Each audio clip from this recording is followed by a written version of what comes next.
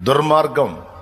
అందుకే యావత్ క్రైస్తవ సంఘానికి మొత్తానికి కూడా ప్రేమతో జ్ఞాపకం చేసి మరీ చెప్తున్నా, మణిపూర్ ఘటనని దృష్టిలో పెట్టుకుని ఓటేయండి. జాగ్రత్త, రాబోతున్న పరిస్థితులు ఘోరంగా ఉండబోతున్నాయి గనుక ముందే హెచ్చరిక చేస్తున్నా. నా ధర్మంగా చెప్పారు, తస్మాత్ జాగ్రత్త. మణిపూర్ ఘటనను మర్చిపోవద్దు, ఒరిస్సా ఘటనను మర్చిపోవద్దు. ఈ రోజు సువార్తకు అడ్డు తగులుతున్న మత ఛాందసవాదుల, మత ఉన్మాదుల చర్యలను మర్చిపోవద్దు.